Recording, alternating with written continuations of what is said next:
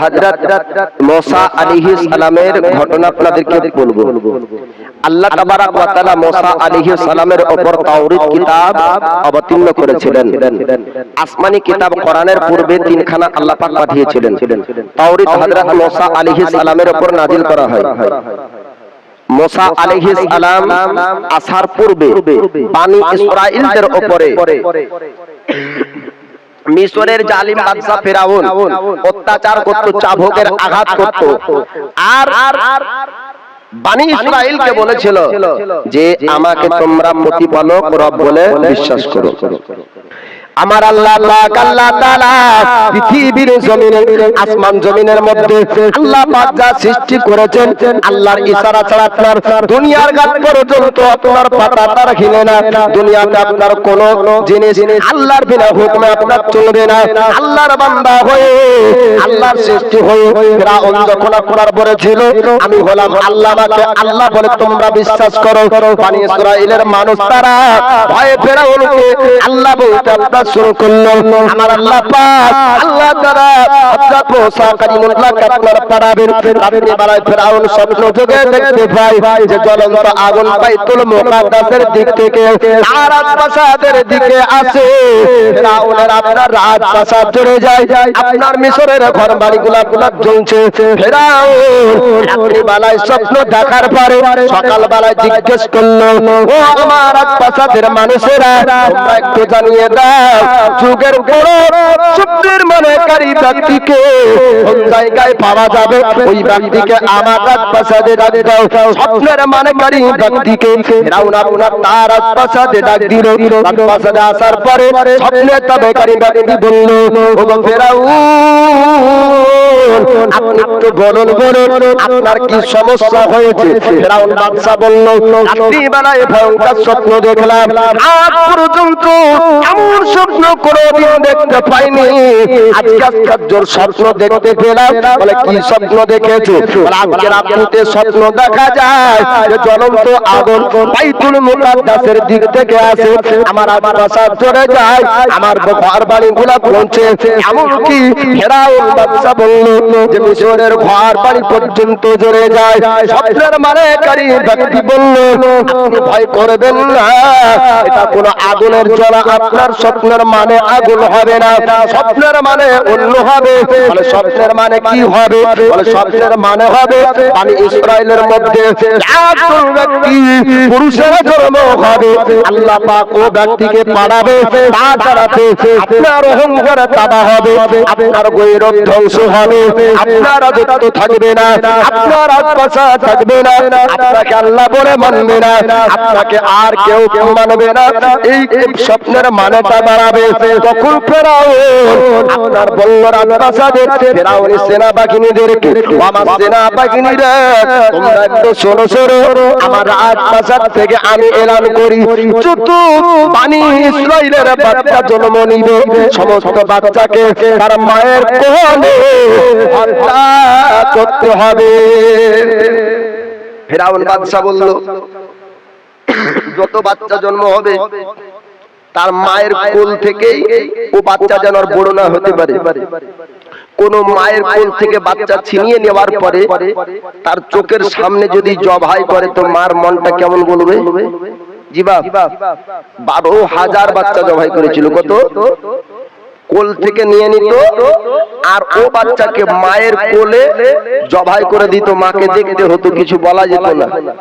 প্রতিবাদ করলেই আঘাত বাড়বে, প্রতিবাদ করলেই চাবুক পড়বে, প্রতিবাদ করারও সাহস ছিল না। এক নয়, দুই নয়, 12,000 বাচ্চাকে মায়ের কোলে জবাই করেছিল ফিরআউন। আমার আল্লাহ পাক আল্লাহ তাআলা যাকে আপনার জিন্দা রাখবে জগৎ মারতে পারবে না, আল্লাহ যাকে মারবে আপনার জগৎ রাখতে পারবে না। ওই সময় আল্লাহ পাক মুসা কালিমুল্লাহকে পাঠাবেন। ফিরআউন বাদশা বলল, ও আমার সেনা বাহিনীরা তোমরা মোতায়েন করে দাও তাইমা।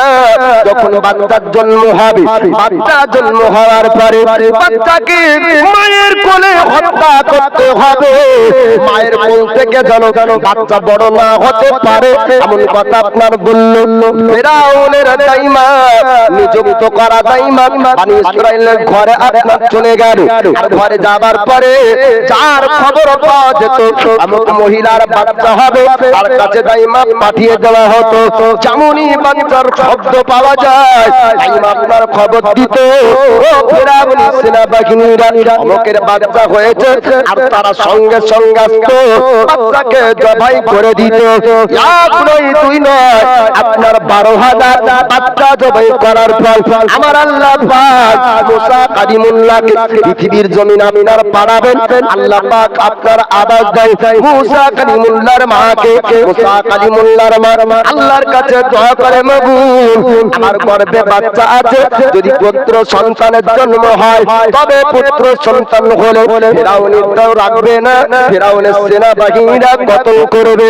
আমার আল্লাহ পাক বললেন, আমার বান্দি চিন্তা করবে না, টেনশন করবে না, আমি আল্লাহ তোর বাচ্চাকে জিন্দা রাখবো। সরে বলুন সুবহানাল্লাহ। আল্লাহ বলছেন, হে আমার বান্দি তুই চিন্তা করবি না, আমি তোর বাচ্চাকে জিন্দা রাখবো। মাইক আছে কি ওখানে? একটু আওয়াজ বাড়িয়ে বলতে, আমি আস্তে বলবো তার জন্য বলছি। ফেরাউনি সেনাবাহিনীরা 12,000 বাচ্চা জবে করলো যেন বনি ইসরাইলের কোনো ব্যক্তি বড় না হতে পারে, কারণ বনি ইসরাইলের কেউ বড় হয়েই না ফেরাউনের অহংকার তাবা করবে, রাজপ্রাসাদকে ধ্বংস করবে। তো বলে বড়ই যদি না হয় তো করবে কে? আমার আল্লাহ পাক আল্লাহ তাআলা আপনার বললেন, আল্লাহ পাক বললেন তার বান্দিকে মুসা কালিমুল্লাহর মাকে, ও আমার বান্দি চিন্তা করবে না, টেনশন করবে না, আমি আল্লাহ তোমার বাচ্চাকে জিন্দা রাখবো। তবে আমি কয়েকটা কথা তোমায় বলবো, যেটা বলবো তোমাকে শুনতে হবে। আল্লাহর বান্দি বললেন, মাবুদ আপনি বলুন বলুন কি করতে হবে। আমার আল্লাহ পাক জানিয়ে যায়, ওরে আমার বান্দি যখন বাচ্চা জন্মগ্রহণ করবে স্তন থেকে দুধ পান করাবি, অতদিন পর্যন্ত যতদিন বাচ্চা না কান্না করবে ততদিন পর্যন্ত বাচ্চাকে দুধ পান করাবি। যদি ফেরাউনি সেনাবাহিনীরা জানতে পেরে যায়, প্রতিবেশীরা যদি বুঝতে পেরে যায়, অথবা বাচ্চা যদি কান্না করে তবে সিন্ধুকে করে দরিয়ায় ফাঁসিয়ে দিবি। আমি আল্লাহ ও বাচ্চাকে জিন্দা রাখবো, মা খেতে পারবে না, ও বাচ্চাকে জিন্দা রাখবো, কুমির খেতে পারবে না। আমার আল্লাহ পাক আপনার জানিয়ে দেয়, মুসা কালিমুল্লাহর আমার আল্লাহর প্রতি ভরসা, আল্লাহর প্রতি ভরসা। বলে আপনার সাহস আসলো, তাই আপনার মুসা কালিমুল্লাহর মার কাছে হাজির আল্লাহর পয়গম্বর মুসা কালিমুল্লাহ পৃথিবীর জমিন আপনার আসবেন।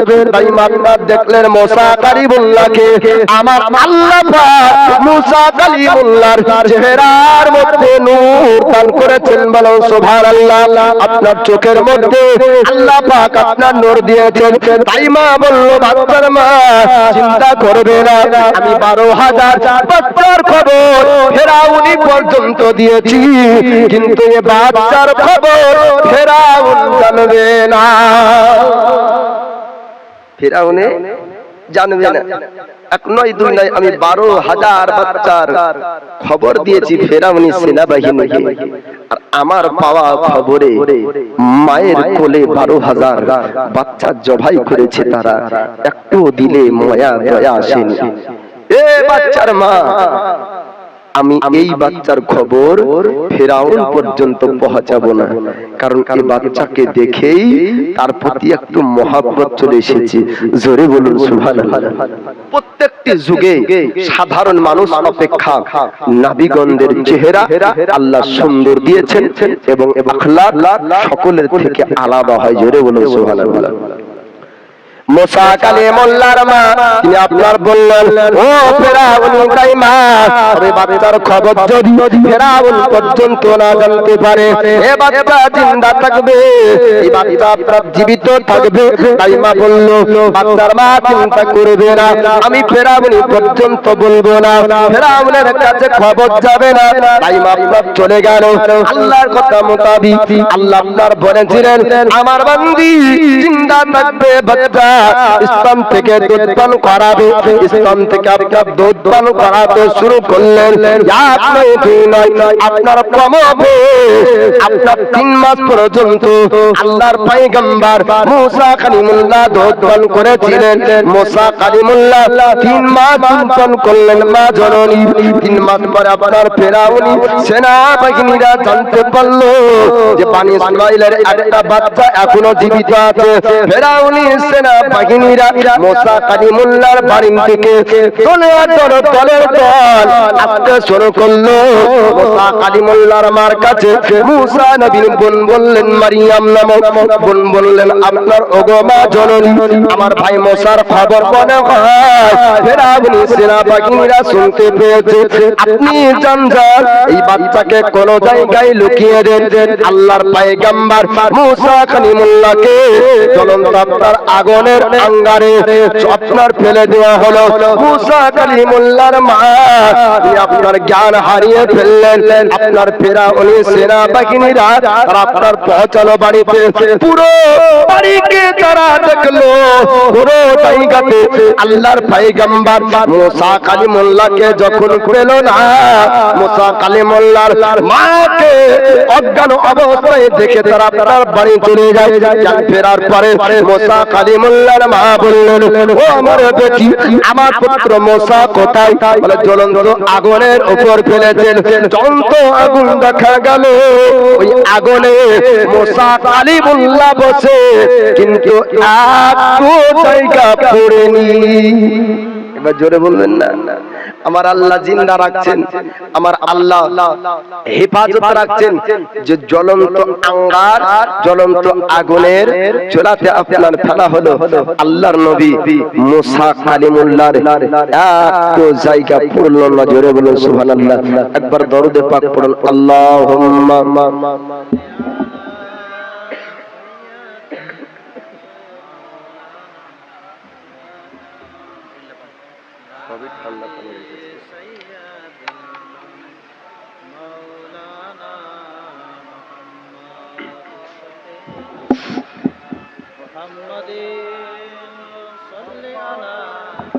मोहम्मद हरदम जबान से निकालो पाक नामे मोहम्मद हरदम जबान से निकालो।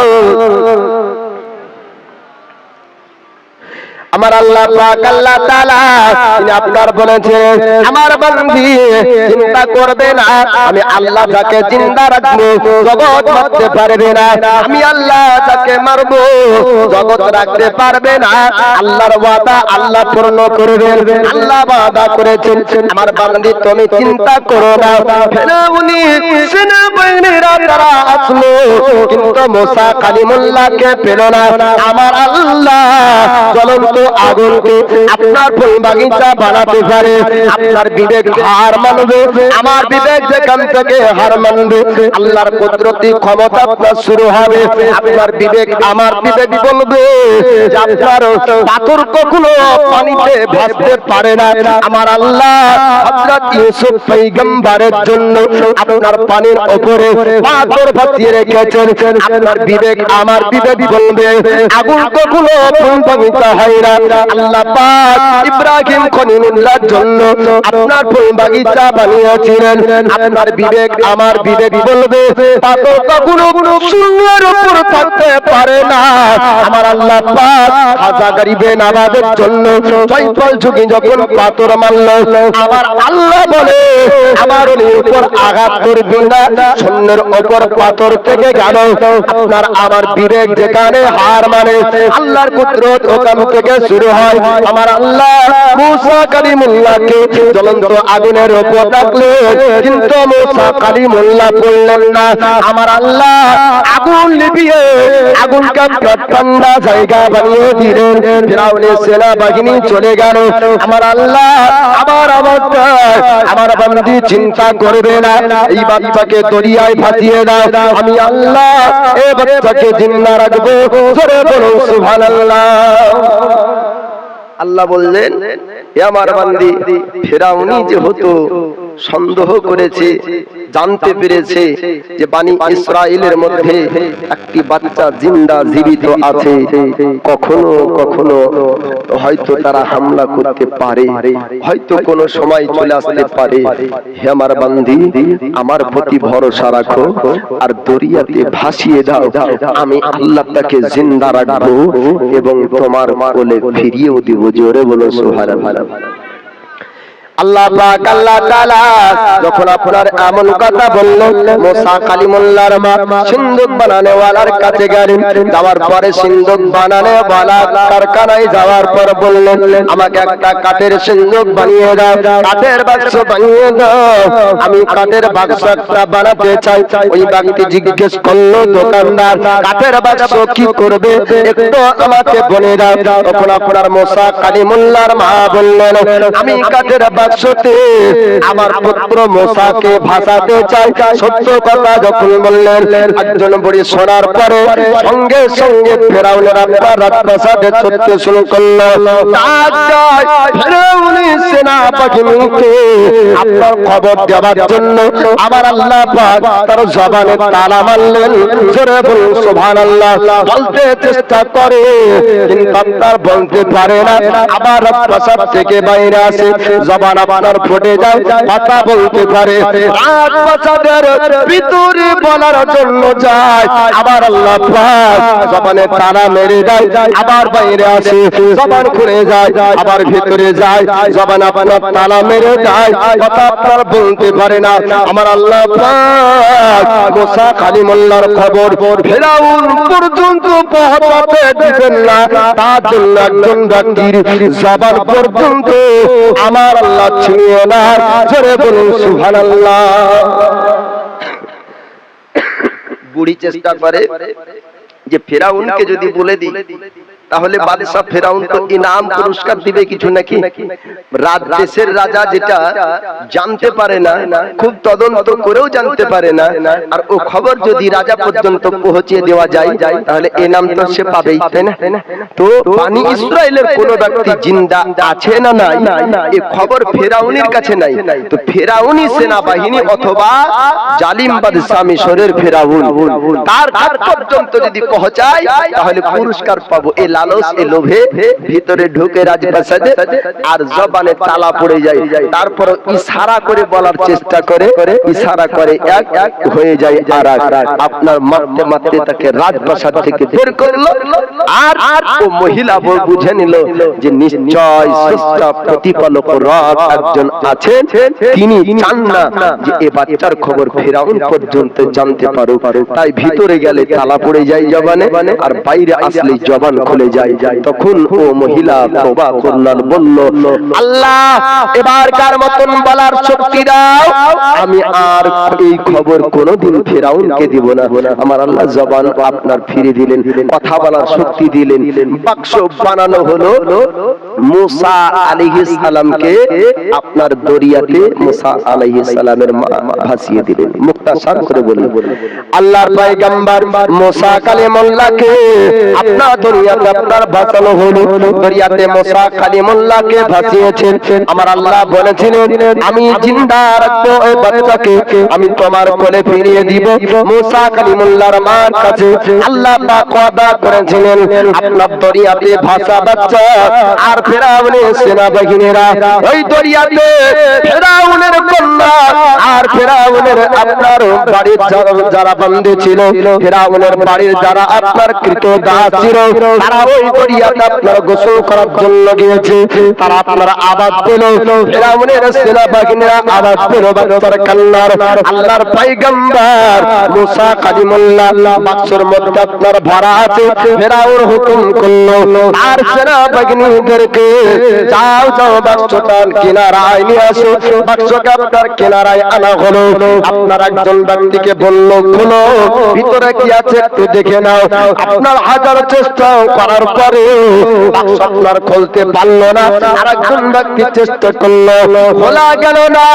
এমন চেষ্টা করলো, খোলা গেল না। সবার চেষ্টা আপনার যখন হার মেরে যায়, আল্লাহর নেককারে আপনার বন্দী, আল্লাহর প্যারে বন্দী নাম তার হযরত আসিয়া, তিনি আপনার একবার চেষ্টা করাতে আল্লাহর পয়গম্বর মুসা কালিমুল্লাহর নূরানি চেহারাকে দেখতে পায়। জোরে বলুন সুবহানাল্লাহ। আল্লাহর বন্ধু হযরত আসিয়া তিনি আপনার বললেন, স্বামী গো, এই বাচ্চাকে আমরা পুত্র বানাতে চাই, এই বাচ্চাকে আমাদের বেটা বানাতে চাই, আমাদের রাজপ্রাসাদে রাখব, আমরা তাকে বড় করব, আমরা কোলে নিব, আমরা বড় করব, আমাদের রাজপ্রাসাদের ওয়ারিশ হবে। আপনার ফিরআউন তখন বলল, আসিয়া তুমি যদি তোমার পুত্র বানাতে চাও তবে এই বাচ্চাকে আমরা পুত্র বানাবো। ওই সময়তে হামান পাপী বলল, ফিরআউন এই বাচ্চাকে যদি আপনার রাজপ্রাসাদে পুত্র বানিয়ে নেন, আপনি তো তার খবর জানেন না, হয়তো বনি ইসরাইলের কোনো বাচ্চা হতে পারে। আসিয়া তখন বলেছিলেন, স্বামী যান, নির্দিষ্ট ভাবে যদি আপনি না জানেন তবে বাচ্চাকে আপনি কতল করবেন না, আপনার ভাই বনি ইসরাইলের বাচ্চাকে নিয়ে, কিন্তু এই বাচ্চা অন্য কোনো জায়গার হতে পারে, আপনি খবরদার বাচ্চাকে আঘাত করবেন না। আল্লাহ পাক আল্লাহ তাআলা হযরত আসিয়ার কাছে আল্লাহর পয়গম্বর মুসা কালিমুল্লাহ আপনার পাঠালেন। মুসা কালিমুল্লাহ এবার রাজপ্রাসাদে যাবার পরে ফিরআউন এলান করলো মিশরের জমিনে, ও মিশরবাসী তোমরা শোনো, আমার পুত্র এসেছে, আমার রাজপ্রাসাদে আমার বেটা এসেছে, তোমাদের মধ্যে যার দুধ পান করবে আমার বেটা, যার দুধ পান করবে আমার রাজপ্রাসাদের এই বাচ্চা, আমি তাকে মান্ত্রী মাসিক বেতন দিয়ে তাকে রাখবো। তখন মিশরে রমণীরা রেশনের দোকানের নয় লাইন দিতে আপনার শুরু করলো। আপনার আগের পর এক মহিলারা আছে দুধ পান করানোর চেষ্টা করে, কিন্তু না না, আমার আল্লাহর পয়গম্বর মুসা কালিমুল্লাহ কোন ব্যক্তির স্তন থেকে দুধ পান করেন না। আমার আল্লাহ পাক চেয়েছিলেন যে হযরত মুসা কালিমুল্লাহ তিনার মার স্তন থেকে দুধ পান করবেন। এখনো সময় একজন বান্দা মহিলার আওয়াজ শুনতে পাওয়া যায়, তিনি আপনার বললেন, ওগো রাজা ফিরআউন শুনুন শুনুন, একজন মহিলার পরিচয় আমি বলতে পারবো, যেই মহিলাকে ডাক দিলে এই বাচ্চা দুধ পান করবে। তখন হামান পাপী বলেছিল, ও ফিরআউন শুনুন শুনুন, এই বাচ্চার খবর নিশ্চয় মেয়েটা জানে, নচেৎ কেমন করে বলল যে অমুক মহিলার বাচ্চা আপনার স্তন থেকে দুধ পান করবে। তখন আপনার মারিয়াম হযরত মুসা কালিমুল্লাহর বোন বললেন, রাজা ফিরআউন, আমি যে মহিলার কথা বললাম ওই মহিলাটা পাক পবিত্র অবস্থায় থাকে, সুন্দর খুশবু ব্যবহার করে, আর সব সময় সে পরেশগারী অবস্থায় থাকে, সব সময় পর্দায় থাকে, বেহায়াই তার মধ্যে পাওয়া যায় না, বেপরদাই পাওয়া যায় না, নাপাকি অবস্থায় থাকে না।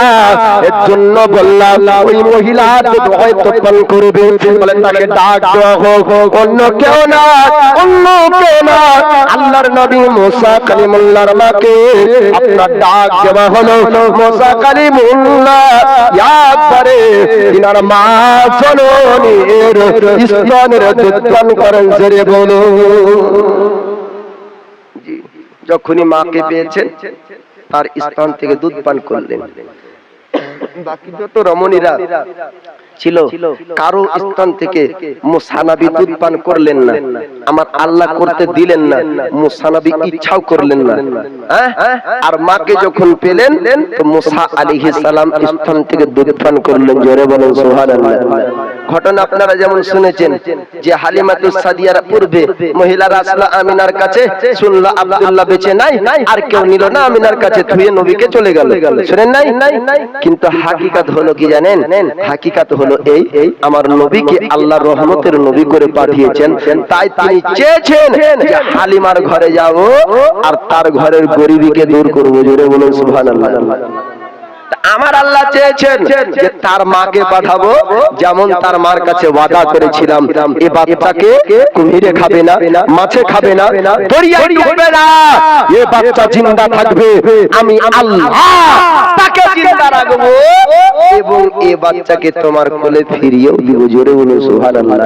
আল্লাহ ওয়াদা আপনার পূর্ণ করলেন। হযরতে মুসা আলাইহিস সালাম কত বছর ছিলেন? কত বছর ছিলেন? 30 30 বছর বয়স পর্যন্ত আপনার মিশরের জমিনে ফেরাউনের রাজপ্রাসাদে আপনার ছিলেন। 30 বছর বয়সে ওখান থেকে আপনার গিয়েছিলেন হযরত শুআইব আলাইহিস সালামের কাছে। 10 বছর ছিলেন তিনার বেটিকে বিবাহ করে। জোরে বলবেন না সুবহানাল্লাহ। 40 বছর বয়সে তিনার নবীর নবুয়াতের প্রকাশ হয়। মুসা আলাইহিস সালামেরও 40 বছরে প্রকাশ হয়েছে, আর আমাদের নবীর 40 বছর বয়সে প্রকাশ হয়েছে। তো মুসা আলাইহিস সালামের বাজুতে কত শক্তি ছিল একটু আপনাদেরকে বলি। মাহফিলের মাজমার পরিস্থিতি মাঝে মাঝে বাদ্যওয়ালার দলের গল্প শুনেন নাই, ওই রকম মাঝে নাই, ডানে নাই, পিছনে নাই। যুবক ভাইরা পিছনে ভিডিও করছে বলছে তো আপনার ওয়াজ শোনার লেগে না, ফেসবুকে একটু দিব তার জন্য।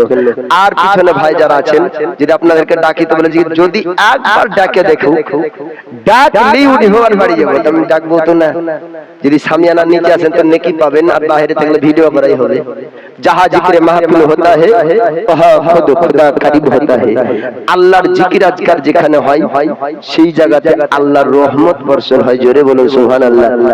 তরুণ যুবকেরা এই মাহফিল সাজিয়েছে, কিন্তু গোটা গ্রামের মারহুম মারহুমাদের জন্য আজকে আখরি মোনাজাত হবে। যে আমার পরিস্থিতি খুব ভালো নাই, তারপরেও আপনাদের কাছে এসেছি আপনাদের ইমাম হযরত মাওলানা শুআইব রেজভী সাহেবের আবেদনে। আমাদের বন্ধু প্রিয় মামু আমাদের ক্লাসমেট। যাই হোক, আমি 4 দিন থেকে জ্বরের অবস্থা আছি, তারপরে কিছুক্ষণ শোনাবো, কিন্তু আখরি মোনাজাত শেষ দোয়াতে শরীক হন। আমার ওয়াজ ভালো লাগবে না, শুনেন না, কিন্তু শেষ দোয়া পর্যন্ত একটু থাকার চেষ্টা করুন বাবা। তো মুসা আলাইহিস সালাম মাকে পেলেন আর মার স্তনে দুধ পান করলেন। আজ বর্তমান সময়ে আমরা মায়ের স্তনে দুধ পান করে আমরা মায়ের হক কাকে বলে এটা বুঝি না, ঠিক না? বিবির মহব্বতে পড়ে বিবিকে সন্তুষ্ট করতে গিয়ে হাজারো মাকে দুঃখ দিয়েছি, কিন্তু ও জানে না বিবি গেলে হাজার বিবি পাওয়া যায়, মা গেলে একটি মা পাওয়া যায় না। মা গো তোমার দুধ দে না, শোধ করা যায় না। জোরে বলুন সুবহানাল্লাহ। কারা কারা শোধ করতে পারবেন হাত উঠান দিনি। মায়ের দুধের ঋণ কারা কারা শোধ করতে পারবেন না তারা তারা হাত তুলেন দিলেন। সুবহানাল্লাহ। তাহলে এরা মাকে যেন আঘাত না দেয়। এ যুবক ভাইরা, মাকে দুঃখ দিবেন না, মাকে কষ্ট দিবেন না। মা গো তোমার দুধ দে না, শোধ করা যায় না। গায়ের খান জোতা করলে তবু মিটে না, মায়ের মনে ব্যথা দিও না। তোর জন্ম দাতা মা গো তোমার দুধ দে না, শোধ করা যায় না। এটা বলে মুসা আলাইহিস সালামের ঘটনা বলবো। ফেরাউনের বাড়ি থেকে কেন গেলেন, কোথায় গেলেন, কিভাবে গেলেন, আর গিয়ে কি করলেন আপনাদেরকে বলবো, তবে একটু শুনুন। আর যুবক ভাইদেরকে বলবো মার মহব্বত, মার ভালোবাসা অন্তরে রাখবেন।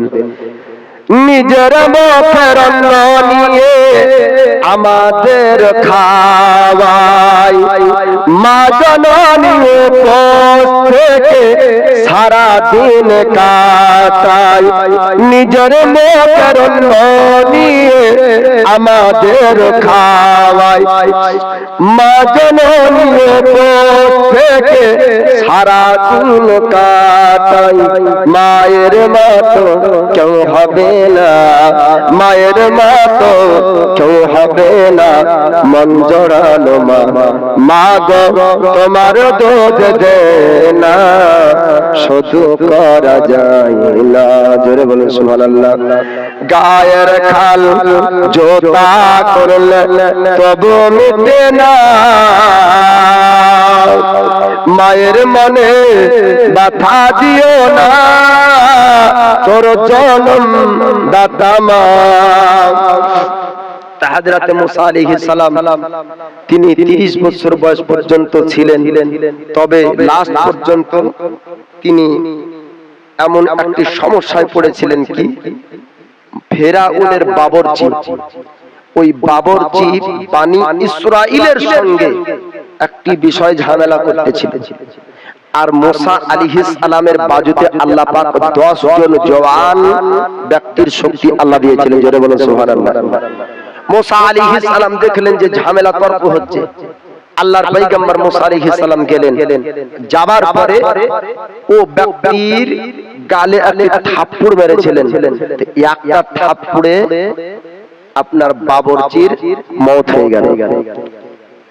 আর ওই সমাজে ফেরাউন বলল যে আমি তো এত বড় পালওয়ান, আর আমার বাবরচিকে সে মেরে যায়, এ কত বড় পালওয়ান।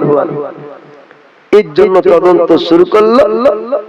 আল্লাহর পাক মুসা আলাইহিস সালামকে ওই জায়গা থেকে ইশারাতান কারো মাধ্যমে আল্লাহর নবী মুসা আলাইহিস সালাম তিনি চলে গেলেন। যে হযরত শুআইব আলাইহিস সালামের কাছে যাবেন, তো জঙ্গলে দেখতে পাচ্ছেন বাজুর শক্তি বলবো ওই জায়গাটা বলবো। মুসা আলাইহিস সালাম যাচ্ছেন, তো একটি জঙ্গলে ইন্দারা কুয়া আছে, ওই কুয়াতে পানি উঠাচ্ছে কিছু পুরুষ ব্যক্তি, আর দুজন রমণী মহিলা পর্দার আড়ালে দূরে দাঁড়িয়ে আছে। আল্লাহর পয়গম্বর মুসা আলাইহিস সালাম তিনি আপনার যাওয়ার পর দৃশ্য দেখলেন, পানি ওঠানোর পরে চতুর্থ জনকে আপনার পানি পান করায়, ওকে পানি পান করায়, আপনার নিজেরাও পানি পান করে, যার যতটুকু প্রয়োজন ওই ব্যক্তি আপনার ততটুকু পানি নিয়ে যায়। আল্লাহর পয়গম্বর মুসা আলাইহিস সালাম তিনি আপনার দেখলেন দুইজন আপনার মহিলা দূরে আপনার তারা দাঁড়িয়ে ছিল। আল্লাহর পয়গম্বর মুসা কালিমুল্লাহ দেখলেন পুরুষের কাছে ওই দুইজন আপনার মহিলা আছে না। আল্লাহর পয়গম্বর মুসা কালিমুল্লাহ যাওয়ার পরে মহিলাদেরকে আপনার জিজ্ঞেস করলেন, আল্লাহর বান্দি একটু জানিয়ে দাও, তোমরা তো পানি নিতে পারতে, তারা পানি নিয়ে চলে গেল, ইনারা থেকে যাই বেঁচে থাকা কিছু পানি তোমরা পাচ্ছ, যদি তাদের কাছে তোমরা যেতে তোমরা তো পানি পেতে। তাদের কাছে মহিলারা ছিল, তারা তো পানি পেল, পুরুষরা পানি পেল। ওই মহিলা দুটো বলল, ওগো অপরিচিত যুবক, আপনাকে চিনি না, তবে আল্লাহর বান্দা আপনি শুনুন শুনুন, আমার আব্বার শিক্ষা আমরা পেয়েছি। আমার আব্বা বলেছে কোন পুরুষের সামনে আমরা যাব না, এটা আমার আব্বা শিক্ষা দিয়েছে। বলে তোমরা কি পানি এটা এখান থেকে নিতে পারবে? বলে না না, আমরা পানি ওঠাতে পারবো না, কেননা যে পানির ইনারাটা ঢাকা যে পাথর দিয়ে, এক নয় দুই নয় প্রায় কমবে 10 জন জওয়ান ব্যক্তিকে লাগে এই পাথরটা সরানোর জন্য। আর পাথরটা সরানোর পরে যে বালতিতে পানি ওঠানো আপনার হবে 10 জন পুরুষের শক্তি লাগবে। মহিলা দুজন বলল আমাদের দ্বারা সম্ভব হবে না। আল্লাহর নবী মুসা কালিমুল্লাহ তিনি আপনার বললেন, ও আল্লাহর বান্দি তোমরা চিন্তা করবে না, আমি মুসা তোমাদের জন্য পানির ব্যবস্থা করব। জোরে জোরে বলুন সুবহানাল্লাহ। আপনার ইনারা থেকে পাথর সরিয়ে দিলেন, পানি আপনার ওঠালেন, পানি ওঠানোর পরে তাদেরকে আপনার পানি দিলেন। আল্লাহ নবী সেই পয়গম্বর আলাইহিস সালামের কাছে আর দুইজন বেটি যাওয়ার পরে বললেন, আব্বা জান আজকে পরিচিত সুন্দর চেহারার অধিকারী একজন যুবকের সঙ্গে সাক্ষাৎ হলো, আর যুবকের বাজুতে এত আপনার শক্তি দেওয়া হয়েছে, 10 জন শক্তি তার বাজুতে। আল্লাহর পয়গম্বর শুআইব আলাইহিস সালাম বুঝলেন সাধারণ কোন মানুষ না, ইনি আল্লাহর পয়গম্বর মুসা কালিমুল্লাহ। শুআইব আলাইহিস সালাম বললেন তার বেটিদেরকে, ও আমার বেটি তোমরা শোনো, যে ব্যক্তিকে তোমরা দেখেছো সাধারণ মানুষ না, ওই ব্যক্তি হলো আল্লাহর পয়গম্বর, নাম তার মুসা কালিমুল্লাহ। আল্লাহ পাক ফেরাউন বংশের ঘরে রেখেছিলেন, ওখান থেকে আপনার এখানে আসবে। আমার আল্লাহ পাক আমাকে জানিয়েছে, ওগো আমার পয়গম্বর শুআইব তোমার কাছে আমার নবী যদি মুসা যায় তবে তাকে আশ্রয় তোমাকে দিতে হবে, জায়গা দিতে হবে। আল্লাহর পয়গম্বর শুআয়ব আলাইহিস সালাম বললেন, যাও যাও ও ব্যক্তিকে নিয়ে আসো আমার কাছে। আপনার ডাক দেওয়া হলো, আল্লাহ নবী আপনার শুআয়ব আলাইহিস সালামের কাছে মুসা কালিমুল্লাহ তিনি আসলেন। আসার পর থাকতে শুরু করলেন। কয়েকদিন যেতে না যেতে শুআয়ব নবী বললেন, ওগো আল্লাহর পয়গম্বর মুসা, আমার বেটির সঙ্গে তোমার বিবাহ দিতে চাই। সত্য হলো এই 72 বছর আমার বাড়িতে তোমাকে থাকতে হবে। সত্য শপথ আপনার মেনে নিলেন। আল্লাহর পয়গম্বর মুসা আলাইহিস সালামকে আপনার হযরতে শুআয়ব পয়গম্বর আলাইহিস সালাম একটা আপনার লাঠি দিয়েছিলেন বকরি হাঁকানোর জন্য, বকরি তাড়ানোর জন্য। আল্লাহ পাক 40 বছর যখন বয়স হলো মুসা নবীর, ওই লাঠির মধ্যে আল্লাহ বলো কি ক্ষমতা দান করলেন, মুজিজা দান করলেন, যে লাঠিটা জমিনে আপনার মুসা নবীকে আল্লাহ পাক বললেন, আমার করিম এই লাঠিটা একবার তুমি জমিনে মারো। আপনার জমিনে মারা হলো, জমিনে আপনার ফেলা হলো, ভয়ঙ্কর অজাগর সাপ আপনার পরিণত হয়। আমার আল্লাহ পাক বললেন, ওগো মুসা এবার তুমি সাপটা ধরতে যাও। আল্লাহর নবী মুসা কালিমুল্লাহ বললেন, আয় আল্লাহ এত ভয়ঙ্কর বড় সাপ আমি কেমন করে ধরবো? আমার আল্লাহ পাক বললেন, মুসা এই সাপ দেখে তুমি ভয় করবে না, জমিনে যখন তুমি লাঠিকে আঘাত করবে আমি আল্লাহ তাকে সাপ বানাবো, আর যখন তুমি ধরবে আমি আল্লাহ তাকে লাঠি বানাবো। জোরে বলবেন না সুবহানাল্লাহ। তুমি যদি লাঠিটা মারো তাহলে আমি কি করব? অজাগর বানিয়ে দিব। আর তুমি যদি অজাগরকে ধরে নাও আমি আল্লাহ সাপ বানিয়ে দিব। তুমি যেটা করবে আমি আল্লাহ কবুল করব। জোরে বলুন সুবহানাল্লাহ। তারপরে 40 বছর বয়সের পরে আপনার অলৌকিক ক্ষমতা শক্তি পাওয়ার পেলেন মুসা আলাইহিস সালামকে। আমার আল্লাহ পাক বললেন, মুসা এবার তুমি যাও ফেরাউনের কাছে, আর ফেরাউনের কাছে গিয়ে এক আল্লাহর ওয়াহদানিয়তের প্রচার করো। জোরে বলুন সুবহানাল্লাহ। স্রষ্টা প্রতিপালক রব একজন আছে, এটা তাকে বিশ্বাস করতে বলো। আমার পক্ষ থেকে পাঠানো তুমি পয়গম্বর রাসূল ঈমান আনতে বলো, কালেমা পড়তে হবে তাকে। এই বার্তা তার কাছ পর্যন্ত পৌঁছিয়ে দাও, দাওয়াত তার কাছে পৌঁছিয়ে দাও। আপনার মুসা আলাইহিস সালাম বললেন, আল্লাহ আমি যাব, তবে আমার সঙ্গে আরেকজনকে নিয়ে যেতে হবে। হারুন আলাইহিস সালামের নাম বললেন। আল্লাহ পাক বললেন, তাই দেওয়া হবে। আপনার আস্তে আস্তে কয়েকটা জিনিস আল্লাহর কাছে চাইলেন, আমার আল্লাহ পাক দিলেন। মুসা আলাইহিস সালাম যান ফেরাউনের কাছে। ফেরাউন বলল যে হ্যাঁ তুমি যে ধর্মের প্রচার করতে এসেছো আজ প্রমাণ হবে তোমার ধর্ম সত্য ধর্ম কিনা। আপনার ফেরাউনের বড় বড় জাদুকরদেরকে ডাক দিল আল্লাহর পয়গম্বর মুসা আলাইহিস সালাম। আল্লাহকে ডাকলেন, আল্লাহ এত বড় বড় জাদুকর এত বড় বড় পালোয়ানকে ডেকেছে। আমার আল্লাহ বললেন, মুসা কোনো চিন্তা করবে না, তোমার সবথেকে বড় হাতিয়ার তোমার হাতের লাঠি। জোরে বলুন। মুসা আলাইহিস সালাম লাঠিকে জমিনে রাখলেন। আমার আল্লাহ বললেন, মুসা লাঠি জমিনে রাখো। জমিনে রাখা হলো, সঙ্গে সঙ্গে অজাগরে পরিণত হয় ফেরাউনি সেনাবাহিনী। তারা বলল, পালা, এখান থেকে পালা, কেননা এখানে যদি থাকিস এ অজাগর কাউকে রাখবে না। অজাগর সাপ দেখে তারা আপনার পালিয়ে গেল। এ মুসা আলাইহিস সালাম আল্লাহর সঙ্গে কথা বলতেন, আল্লাহর সঙ্গে কথা বলতেন। আল্লাহ পাক মুসা আলাইহিস সালামের সঙ্গে কথা বলতেন। মুসা নবীকে কালিমুল্লাহ বলা হয়। আল্লাহর প্রতি ভরসা রাখুন। মুসা নবীকে আল্লাহ জিন্দা রেখেছেন, ফেরাউন মারতে পারেনি মুসা আলাইহিস সালামকে। আমার আল্লাহ পাক দরিয়াকে হুকুম করেছিলেন, দরিয়া দুভাগে বিভক্ত হয়ে যাও, আমার নবী মুসা যাবে। মুসা কালিমুল্লাহ পার হলেন, দরিয়া বিভক্ত হয়ে গেল দুই ভাগে। ফেরাউনের সেনাবাহিনী পড়লো, ফেরাউন পড়লো। আমার আল্লাহ বলছেন পানি আবার চলে আয়, আবার রাস্তা থেকে পানি দরিয়া হয়ে গেল। আমার আল্লাহ সব পারে, ও আল্লাহর প্রতি ভরসা রাখুন। যুবক ভাই, আওয়াজের পরিস্থিতি ভালো নাই, ওয়াজ শোনানো যাবে না, তবে কয়েকটা আপনাদেরকে সুন্দর আমরিয়ার কথা বলে আমি এখান থেকে বিদায় নিব। কোনদিন রুজির বরকতে, আপনার রুজির উন্নতির জন্য, ধনী হবার জন্য, বড় লোক হবার জন্য, পয়সা বাড়ানোর জন্য লটারি কাটবেন না, কেননা লটারি কাটা হলো হারাম। যুবকদেরকে বাঁচতে হবে। এই লটারিতে অনেক সংসার নষ্ট হলো, অনেক আপনার মহিলার গহনাকে বিক্রি করতে হলো। এই যুবক এই লটারি থেকে বাঁচতে হবে। আমরা সমাজ এমন জায়গায় পৌঁছেছি, কোন ব্যক্তি যদি 5 লক্ষ টাকা লটারিতে পায়, চায়ের দোকানে এমন করে গাহিত মনে হলো যে হজ করে আসলো।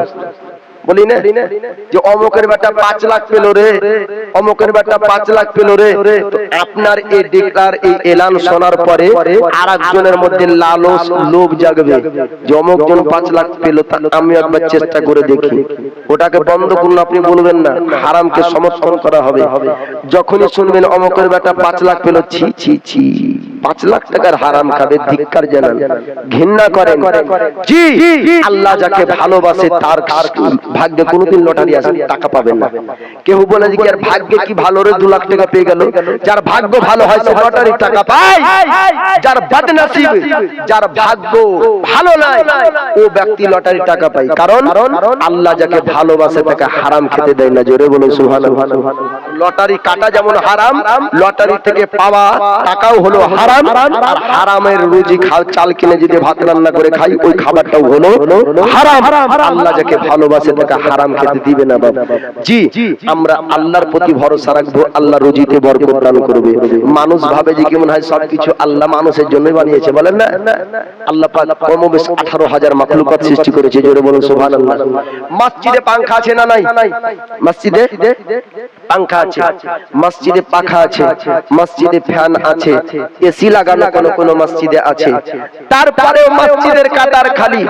আর যখন পাট পড়ে যাবে তখন ঢালের ভি নামাজ পড়তে যায়। তা আল্লাহ জানে না যে আমার বান্দারা কত নাটক করতেছিল? জানে না যে মাঠে কত নাটক করতে এসেছে, দেখ অভিনয় করতে এসেছে। আরে মানুষকে ধোঁকা দেওয়া যায়, আল্লাহকে ধোঁকা দেওয়া যায় না। আল্লাহ তোমার কাছে রোদে নামাজ পড়তে এসেছি, পানি দাও। তোমরা যে ছায়াতে কি করছিলি? ছায়াতে নামাজ কাজা করেছি, ফ্যান চলছিল তাও কাতার ভর্তি করতে পারিসনি, আর ঢালের ভি নামাজ পড়ে তুই পানি চাইবি? আল্লাহর নবী মুসা আলাইহিস সালাম তার কওমবাসী যখন মুসা নবীকে বলছেন, হুজুর একটু আল্লাহর কাছে দোয়া করুন। বলে কি দোয়া? আল্লাহ যেন পানি দেয়, মাটি শুকে যাচ্ছে, উটরা পানি পান করতে পারে না, উট উটনিগুলার পিপাসায় ছটফট করছে, বাচ্চা দুধ পায় না মায়ের স্তন থেকে, এমন পরিস্থিতি দেখা গিয়েছে, আপনি একটু দোয়া করুন যেন পানি হয়। আল্লাহ পাকের কাছে দোয়া করছেন মুসা নবী। আল্লাহ বলছেন 6 মাস পর দেব। কমাস পরে 6 মাস পর কওম মুসা আলাইহিস সালামের উম্মত শোনার পর বলছে, তেরি এখন পিপাসায় হলকম শুকিয়ে যাচ্ছে, 6 মাস পর পানি দেবে, চল বাড়ি চল। বাড়ি যেতে না যেতে আমার আল্লাহ পানি দিয়েছেন। জোরে বলুন সুবহানাল্লাহ। বাড়ি পৌঁছাতেই পারলো না, আল্লাহ পাক পানি দিয়ে দিলেন। মুসা আলাইহিস সালামের কওমবাসী বলছে, হুজুর আজ পর্যন্ত মিথ্যা বলেন, আজকে নতুন মিথ্যা বললেন। মুসা আলাইহিস সালাম বলছেন, আল্লাহ কোনদিন আমি মিথ্যা বলি না, কোনদিন আমার কথা এমন হয় না, তোমার সঙ্গে কত কথা বলেছি, আজ তুমি বললে 6 মাস পর পানি হবে, বাড়ি যেতে না যেতেই পানি। আমার আল্লাহ বলছেন, মুসা তোমার কওমবাসী, তোমার উম্মত মানুষ শুনলো 6 মাস পর পানি হবে, শুকরিয়া আমার করতে পারলো না, তারা সবুর করতে পারলো না, তারা ধৈর্য রাখতে পারলো না। কিন্তু 6 মাস পর পানি হবে শুনে ছোট্ট ছোট্ট পিঁপড়ে পিপিলিকাগুলা আকাশের দিকে মুখ করে আমার শুকরিয়া করতে লাগলো। আমি আল্লাহ ওই পিপিলিকাদের শুকরিয়া করাতে সন্তুষ্ট হয়ে পানি দিয়েছি মানুষের জন্য না। জোরে বলো। মানুষ ভাবে মনে হয় ঢাল ভাঙলেই না পানি হবে, না, মানুষ সব থেকে পাপী। আল্লাহ পাক মানুষকে উত্তম আকৃতি দান করেছে, আল্লাহ পাক মানুষকে আশরাফুল মাখলুকাত বানিয়েছে। এ মানুষ উত্তম আকৃতি পেত না, মানুষ উত্তম মাখলুক হতো না, এ মানুষ আশরাফুল মাখলুকাত হতো না যদি মানুষের মধ্যে আমার দয়ার মুস্তাফা না আসতো। জোরে বলুন সুবহানাল্লাহ। আমার দয়ার মুস্তাফাকে মানবী আকৃতি, মানবী সুরাতে, মানবের বেশে, মানবের নিকটে পাঠিয়ে মানব জাতিকে আশরাফুল মাখলুকাত বানালেন। দরুদে পাক পড়েন আল্লাহুম্মা।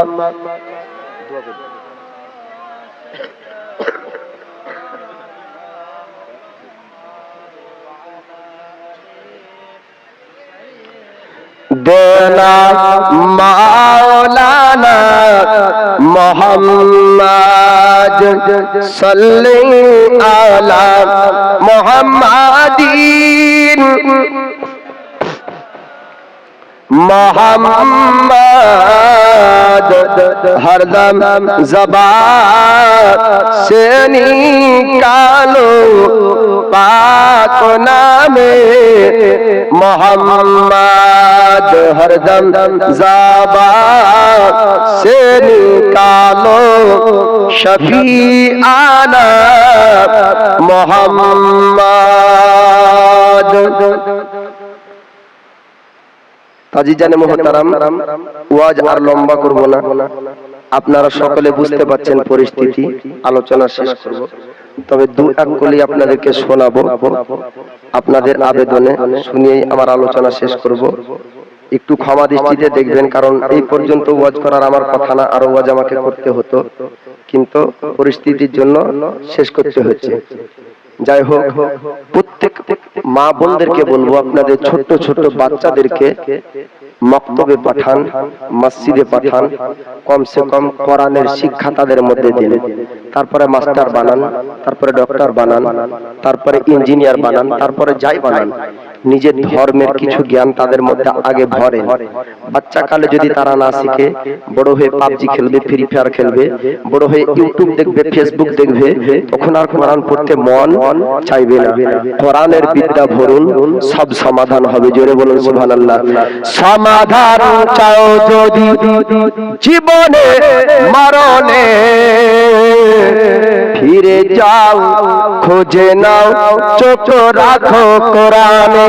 সমাধান চাও যদি জীবনে মরণে, ফিরে যাও খোঁজে নাও চোখ রাখো কোরআনে। তবে পাবে সুখ শান্তির ঠিকানা, তবে পাবে সুখ শান্তির ঠিকানা, যদি মেনে নাও তুমি মনে প্রাণে। সমাধান সমাধান চাও যদি জীবনে মরণে, ফিরে যাও খোঁজে নাও চোখ রাখো কোরআনে। এত চির অমলান চির মুক্তির ডাকা, এ যে মহাবানী খোদা এ কালামে পাক। জোরে বলুন সুবহানাল্লাহ। এত চির অমলান চির মুক্তির ডাকা, এ যে মহাবানী খোদা এ কালামে পাক।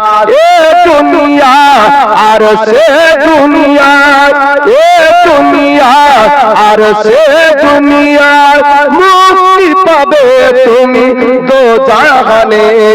সমাধান সমাধান চাও যদি জীবনে মরণে, ফিরে যাও খোঁজে নাও চোখ রাখো কোরআনে।